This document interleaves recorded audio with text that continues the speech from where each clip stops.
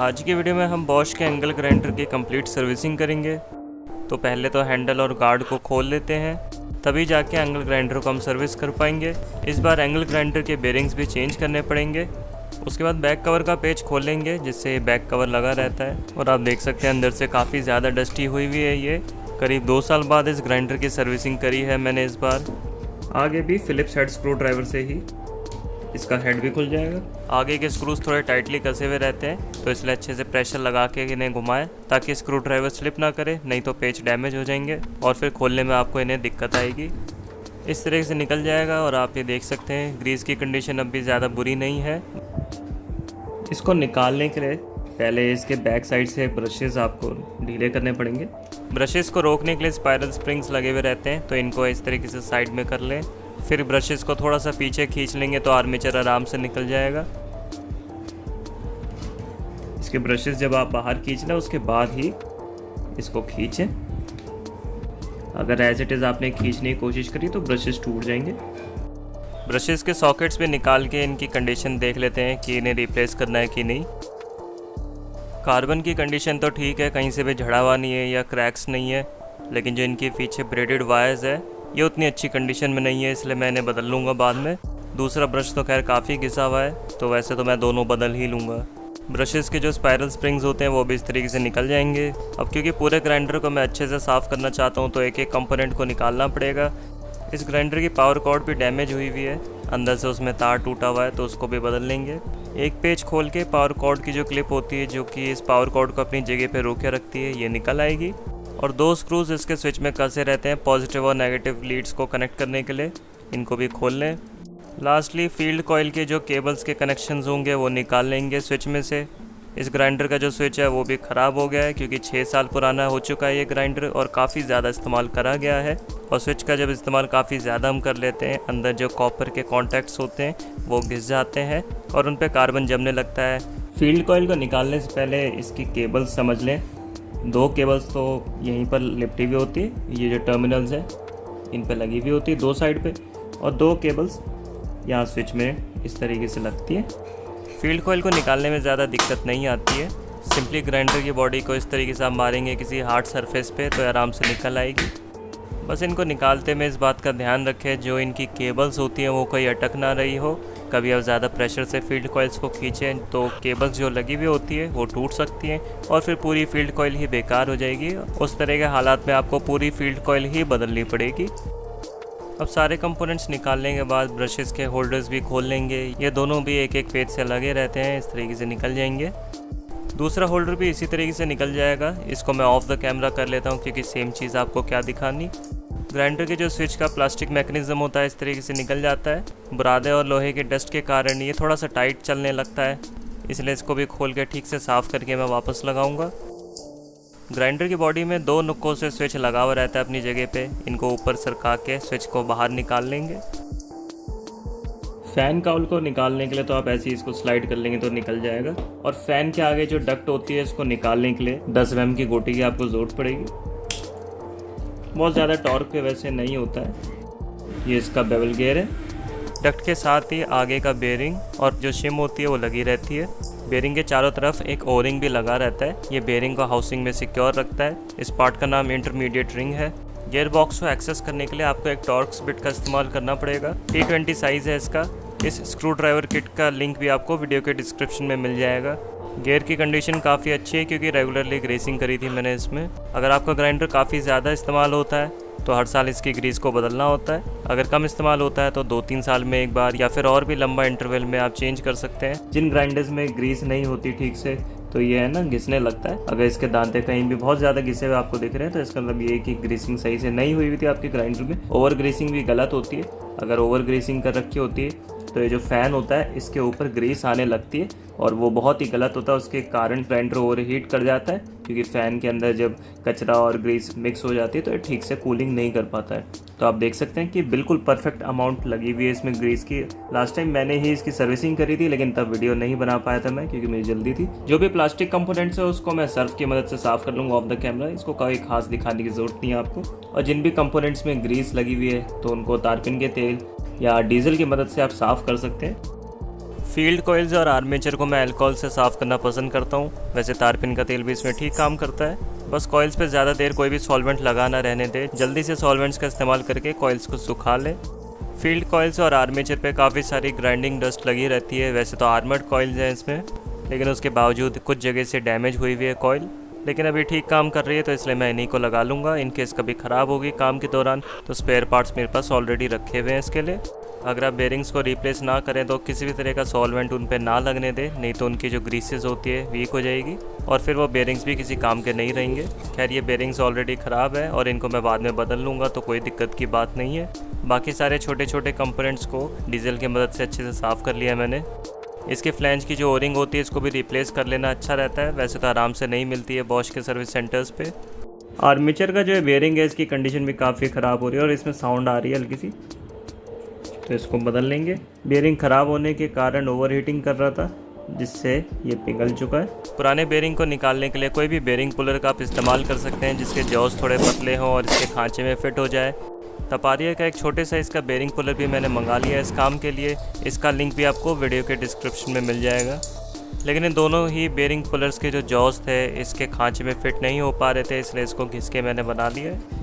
वैसे भी हर bearing puller में 2 साइड्स होती हैं जॉस की, तो एक साइड को तो मैं हमेशा घिस ही लेता हूँ, ताकि कम जगह जहाँ पर होती है बेरिंग के पीछे वहाँ पर वो काम आ जाए। बेरिंग के हीट के कारण इसका जो कवर होता है इसकी भी थोड़ा सा शेप ख़राब हो गई है। ये देख सकते हैं बीच में से कैसा हो गया है गर्मी के कारण, और ये लूज़ भी हो गया है। वैसे ये पूरा ठीक से लगा हुआ होता है। ग्राइंडर को रिपेयर करने से पहले ही आर्मेचर और फील्ड कॉइल को मैं ले आया था, ताकि दिक्कत ना आए मुझे रिपेयरिंग के दौरान। ये नया वाला आर्मेचर है कंपैरिजन के लिए, और इस पर ये ठीक से लगा हुआ है। ये ऐसा होता है ओरिजिनली, फिर भी चल जाएगा ये, इसी को मैं लगा दूंगा। स्कॉच ब्राइट को हल्का सा गीला करके कम्यूटेटर को भी घिस के एकदम इकसार कर लेंगे, ताकि ब्रशेस अच्छे से काम करे। किसी भी तरह का रेकमाल नहीं लगाना है इस पर, नहीं तो ब्रशेस बहुत जल्दी घिसेंगे। और अब आप देख सकते हैं कम्यूटेटर बिल्कुल इकसार हो चुका है, किसी भी तरह के कार्बन डिपॉजिट्स नहीं है इस पर। इसकी डस्ट कैप को चिपकाने के लिए मैं सुपर ग्लू का इस्तेमाल कर रहा हूँ। उम्मीद है ये ग्लू इसके टेम्परेचर्स को झेल लेगी। अगर नहीं भी झेल पाई तो मेरे पास ऑलरेडी एक आर्मेचर पड़ा है, उसको मैं बाद में लगा ही लूँगा इनकेस कोई भी दिक्कत आई तो। 6072Z और 6082Z दोनों बेरिंग्स इसमें लगेंगे, आगे और पीछे।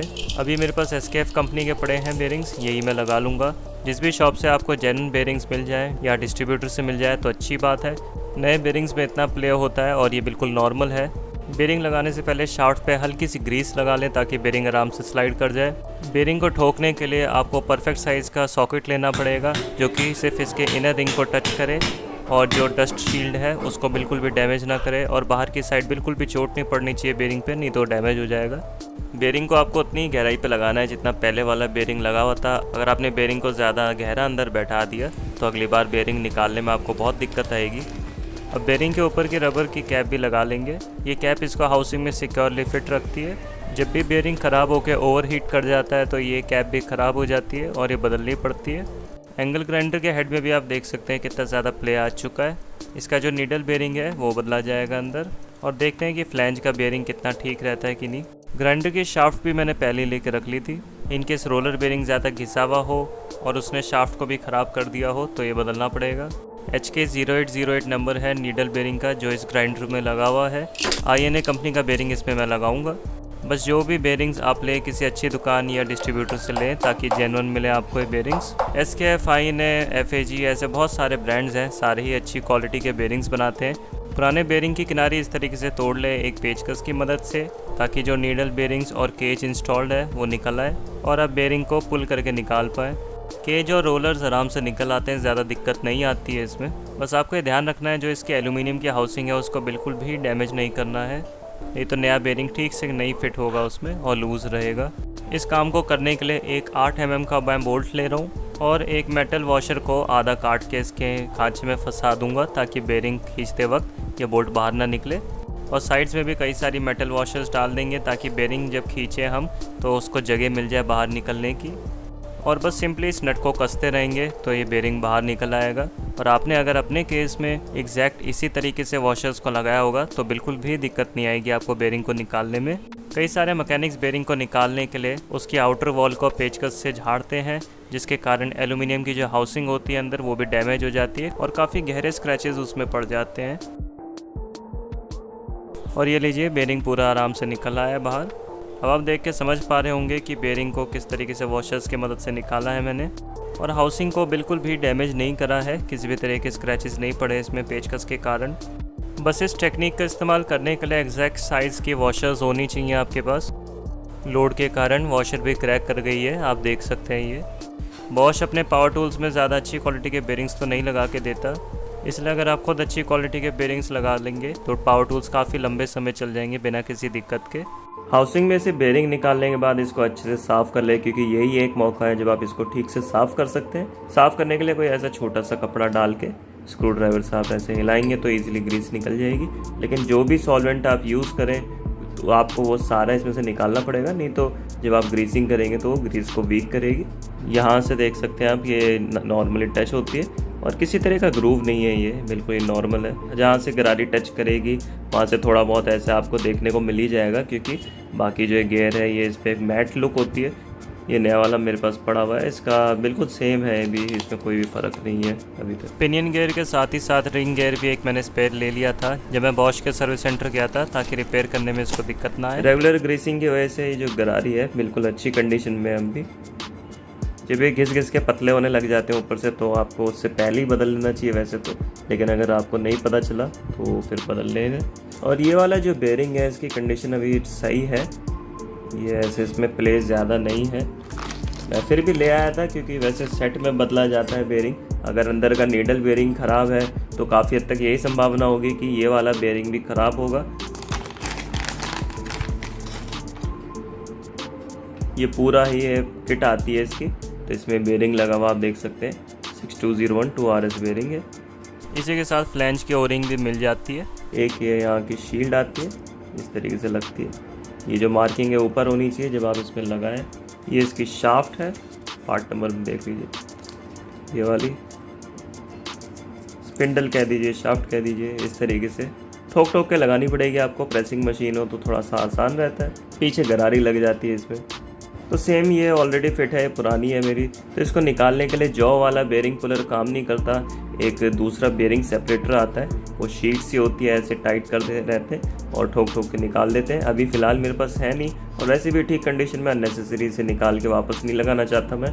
कभी इन फ्यूचर मुझे इसको बदलना पड़ा तो फिर ज़रूर मैं आपको वो दिखाऊंगा वीडियो में। क्योंकि होता क्या है कि कई बार ये गरारी ठीक कंडीशन में होती है, तो जब फ्लैंज का जो बेरिंग होता है आप वो बदलेंगे, रॉड रीयूज़ करेंगे आप और ये गरारी रीयूज़ करेंगे। अगर आप वो टूल नहीं लेना चाहते हैं तो सिंपली क्या कर सकते हैं, ये किट ले लीजिए इसकी, जो फ्लैंज का बेरिंग होगा, एक ये शाफ्ट ले सकते हैं और एक ये गरारी ले सकते हैं, और सारी चीज़ों को आप एक साथ ही खुद ही बिना स्पेशल टूल्स किट लगा तो सकते हैं, लेकिन निकालने के लिए टूल्स चाहिए। तो इससे होगा क्या कि आपको टूल्स में पैसे नहीं लगाने पड़ेंगे, और वैसे भी जब तक इसका ये बेरिंग जब ख़राब हो ही जाता है ना, गरारी पे भी हल्के हल्के इस पर आपको दिख जाएगा, कमी आने लगेगी, क्योंकि जिसका बेरिंग में ज़्यादा एक्सेसिव प्ले हो जाता है तो गरारी भी डैमेज हो जाती, काफ़ी हद तक मैंने यही देखा है। और अगर नीडल रोलर बेरिंग्स भी ज़्यादा डैमेज हो चुके हैं, प्ले ज़्यादा आ गया है, तो ये जो शाफ्ट होती है ये भी घिस जाती है, आप देख सकते हैं।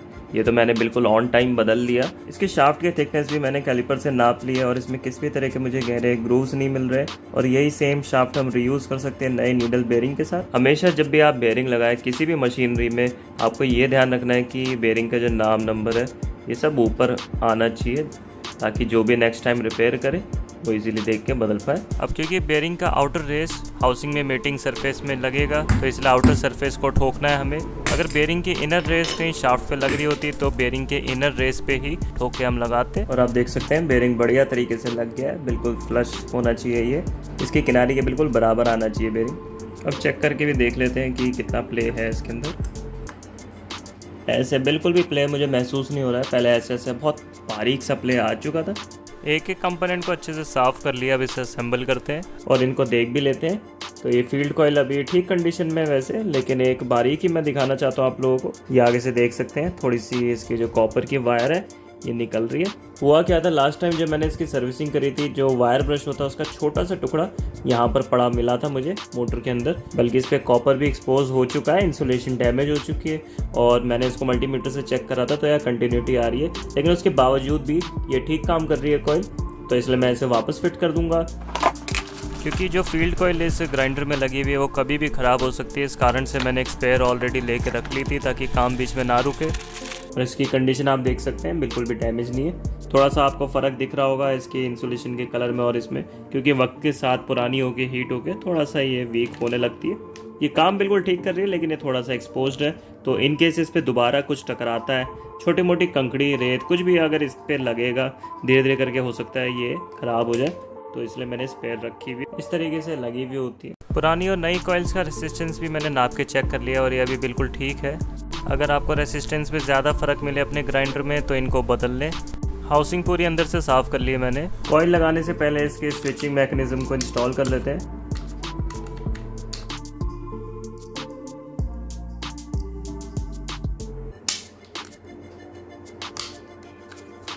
साफ़ करने के बाद अब बहुत स्मूथली काम कर रहा है ये। वायर्स को ठीक से राउट कर लें पहले, नहीं तो बाद में आप इसे नहीं कर पाएंगे एक बार कॉइल्स इंस्टॉल हो गई तो।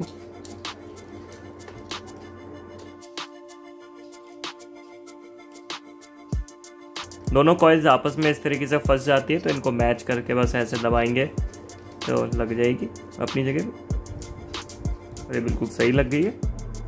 इसका स्विच ख़राब हो गया था, तो इसमें दिक्कत ये आ रही थी कि कभी कभार जैसे इसको दबाते थे तो ग्राइंडर अपनी फुल स्पीड पे नहीं चलता था, एक तरह से रेगुलेटर का काम करता था। बेसिकली इसके अंदर जब भी कार्बन जमा हो जाता है तो ये प्रॉपर करंट नहीं देता है ग्राइंडर को, तो इसलिए अगर आरपीएम्स कम मिल रही है आपको, थोड़ा सा स्पीड कम ज़्यादा हो रही है स्विच की वजह से, तो इसको बदल ले।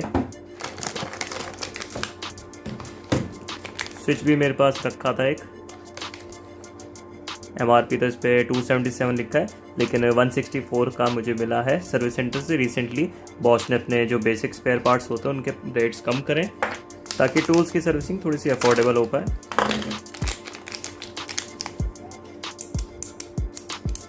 नया वाला स्विच रेड कलर का है, ज़्यादा हॉर्स पावर देगा ये। मैं मजाक कर रहा था, इस बात को सीरियसली मत लेना। खैर सारे पार्ट नंबर सेम है और आप भी नोट कर सकते हैं ख़रीदने के लिए।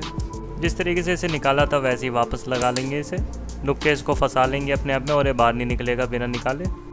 ब्रश होल्डर्स को साफ़ करके भी वापस लगा लेंगे। एक पेज से कसे रहते हैं ये, इसके लिए थोड़े से छोटे साइज़ के बिट इस्तेमाल करनी पड़ेगी आपको पेचकस में। और इसकी वायरिंग सबसे ज़्यादा मेन चीज़ है, तो इसको भी समझ लो। ये स्विच पीछे से आपको मेन वोल्टेज देता है, पॉजिटिव और नेगेटिव। तो ये जो सप्लाई देगा इसको लेने के लिए, एक कॉइल की वायर इस वाले स्विच पे लगेगी, ये वाली कॉइल देख सकते हैं। फिर इससे निकल के एक ब्रश में जाएगी, तो इस ब्रश से निकल के इस ब्रश में आएगा, क्योंकि आर्मेचर के बीच से करंट घूम के इसमें वापस आएगा। फिर उसके बाद ये जो वायर है इस वाले होल्डर में अटैच होगी और फिर कॉइल से करंट निकल के फाइनली ये दूसरे स्विच पे लगेगा। यूनिवर्सल मोटर में इसी तरीके से होता है। फील्ड कॉइल की जो वायरिंग होती है इस तरीके से राउट कर लें। जब मैंने नया ग्राइंडर लिया था तब भी ठीक से इन्होंने राउटिंग नहीं कर रखी थी, तो ये हाउसिंग में जो है खांचे बने हुए होते हैं, ये इसीलिए होते हैं ताकि वायरिंग वाइब्रेशन से लूज़ ना हो। फील्ड कॉइल की वायरिंग के लिए अच्छा रहता है इस तरीके से लगाना, और देख सकते हैं ठीक से मैंने लगा दिया। ब्रशेस के स्पायरल स्प्रिंग्स को भी वापस लगा लेंगे ब्रश होल्डर में।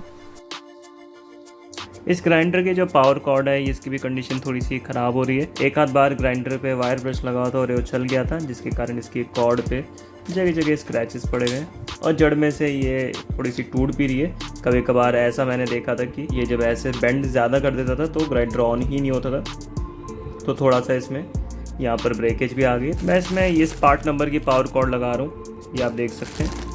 नहीं तो अगर आप लगाएं तो ये वाली पावर कॉर्ड लगाएं तो ज़्यादा अच्छा है। एक तो ये सस्ती आती है, 114 रुपये की मिल गई थी मुझे, और इसका पार्ट नंबर आप ये नोट कर सकते हैं। 3 मीटर लेंथ होती है इसकी और ये करीब 2.5 मीटर है।